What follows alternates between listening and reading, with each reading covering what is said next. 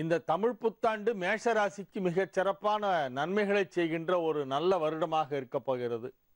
வருட ஆரம்பத்திலே 4ஆம் இடத்திலே குரு உச்சமாகவும் 8ஆம் இடத்தில் சனியும் இருக்கிறது. ராகு கேது 6, 12 ஆகிய வீடுகளிலே அமைந்திருக்கின்ற ஒரு நல்ல நாளாக இந்த நாள் விளங்குகிறது.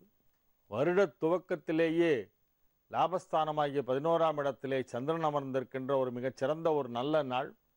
மேஷராசிக்கு அதிபதியான செவ்வாயின் நட்சத்திரங்களில் ஒன்றான அவிட்டத்திலே இந்த வருடம் ஆரம்பமாகிறது. இந்த வருடத்தில் ஜூன் மாதம் 12ஆம் தேதி அன்று சனி வக்கரகதியிலே மீண்டும் துலா ராசிக்குள் வந்து விடுகிறது. 7ஆம் இடத்திலிருந்து 8ஆம் இடத்திற்கு சென்ற சனி மீண்டும் 7ஆம் இடத்திற்கு வக்கரகதியிலே வருகிறது. வந்துவிட்டு செப்டம்பர் மாதம் 5ஆம் தேதி மீண்டும் 8ஆம் இடத்திற்கு செல்கிறது. அஷ்டம சனியில் நடுவில் ஒரு கேப், ஜூன் 12லிருந்து செப்டம்பர் 5 வரை. இந்த வருடம் நடைபெற உள்ள முக்கியமான பெயர்ச்சிகள் என்று பார்த்தால், ஜூலை மாதம் 5ஆம் தேதி குரு பெயர்ச்சி. மேஷராசிக்கு 4ஆம் இடத்திலிருந்து 5ஆம் இடத்திற்கு குரு வருகிறது. பூர்வ புண்ணியஸ்தானமான சிம்மத்திலே குரு வலுவான நிலையிலே நட்பு வீட்டிலே ஒரு வருட காலம் இருக்கப் போகிறது. ஆகவே அஷ்டமச்சனியால் ஏற்படக்கூடிய தீய பலன்களை எல்லாம் கூட அந்த 5ஆம் இடத்து குரு தடை செய்துவிடும். ஆகவே தீமைகள் நடைபெறாத வருடம், நன்மைகள் அதிக அளவிலே நடைபெறுகின்ற ஒரு நல்ல வருடம். ஆரோக்கியம் மிக சிறப்பாக இருக்கும். பொருளாதார நிலையிலே நல்ல வளர்ச்சி ஏற்படுகின்ற ஒரு ஆண்டாக இந்த ஆண்டு இருக்கும். இந்த தமிழ் புத்தாண்டு ஆரம்பமாகும் நாளிலிருந்தே உங்களுக்கு நன்மைகள் சற்று அதிகமாக நடைபெறும் என்று சொல்லலாம்.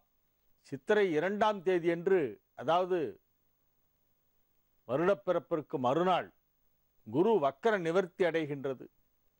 திருமண வயதிலே இருப்பவர்களுக்கு இந்த செப்டம்பர் மாதம் 5ஆம் தேதிக்குள்ளாக திருமணம் நடைபெறக்கூடிய வாய்ப்பு இருக்கிறது. தொழில் வளர்ச்சி நன்றாக இருக்கும். அஷ்டமச்சனியை கண்டு நீங்கள் பயப்பட வேண்டாம். 5ஆம் இடத்திற்கு குரு வருகிறது. அது உங்களுக்கு பல நன்மைகளை செய்யும். ஜனவரி மாதம் 8ஆம் தேதி, அதாவது மன்மத வருடம் மார்கழி மாதத்திலே ராகு கேது பயிற்சி நடைபெறுகிறது. 6ஆம் இடத்தில் இருக்கும் ராகு 5ஆம் இடத்திற்கு வருகிறது.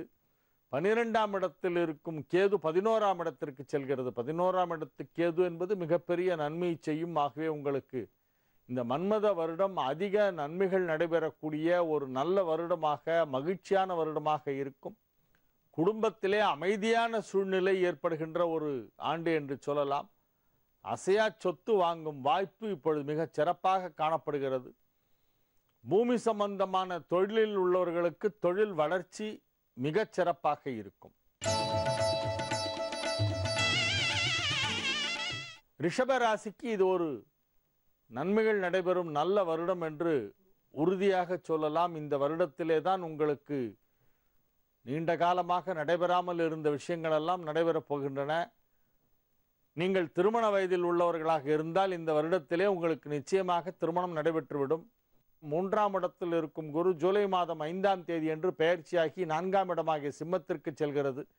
தற்போது 7ஆம் இடத்தில் இருக்கும் சனி ஜூன் 12ஆம் தேதி வக்கரகதியிலே மீண்டும் 6ஆம் இடமாகிய துலாமிற்கு வந்துவிட்டு பிறகு செப்டம்பர் மாதம் 5ஆம் தேதி மீண்டும் விருச்சிக ராசிக்குள் அடியெடுத்து வைக்கிறது. இந்த மன்மத வருடத்திலே வருகிற ஜனவரி 8ஆம் தேதி என்று ராகு கேது பெயர்ச்சியாகி உங்கள் ராசிக்கு இப்பொழுது 5ஆம் இடத்தில் இருக்கும் ராகு 4ஆம் இடத்திற்கும் 11ஆம் இடத்தில் இருக்கும் கேது 10ஆம் இடத்திற்கும் செல்கின்றன. ஆகவே இவ்வருடத்திற்கான கிரக நிலவரம் ரிஷபராசிக்கு மிகவும் நன்றாக இருக்கிறது. நன்மைகள் அதிக அளவிலே நடைபெறுகின்ற ஒரு அற்புதமான ஒரு நல்ல வருடமாக இந்த வருடம் விளங்குகிறது.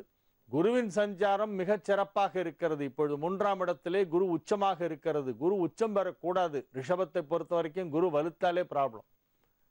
ரிஷபராசிக்கும் துலா ராசிக்கும் குரு நன்மை செய்யாது. அந்த குரு இப்பொழுது வலுவாக இருக்கிறது, உச்சம் பெற்று இருக்கிறது. ஜூலை மாதம் 5ஆம் தேதி கடகத்திலிருந்து நகர்ந்து குரு சிம்மத்திற்கு சென்ற உடனே குரு நட்பு வீட்டிற்கு சென்று விடுகிறது. அப்பொழுது உங்களுக்கு அதிகமாக தீமைகளை செய்யாது என்று சொல்லலாம்.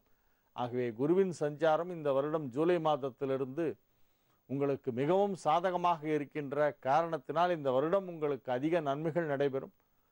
தொழில் தொடர்பான அனைத்து முயற்சிகளும் வெற்றி அளிக்கும். பொருளாதார ரீதியாக ஏதேனும் சிக்கல்கள், பணம் கொடுக்கல் வாங்கலிலே முரண்பாடுகள், கருத்து வேறுபாடுகள் இருந்தால் அவையெல்லாம் இப்பொழுது சரியாகி மிகச்சிறப்பான ஒரு தொழில் வளர்ச்சி ஏற்படுகின்ற, பொருளாதார முன்னேற்றம் ஏற்படுகின்ற ஒரு அற்புதமான ஆண்டாக இந்த ஆண்டு விளங்கும். ஆரோக்கியத்திலே நல்ல முன்னேற்றம் ஏற்படும்.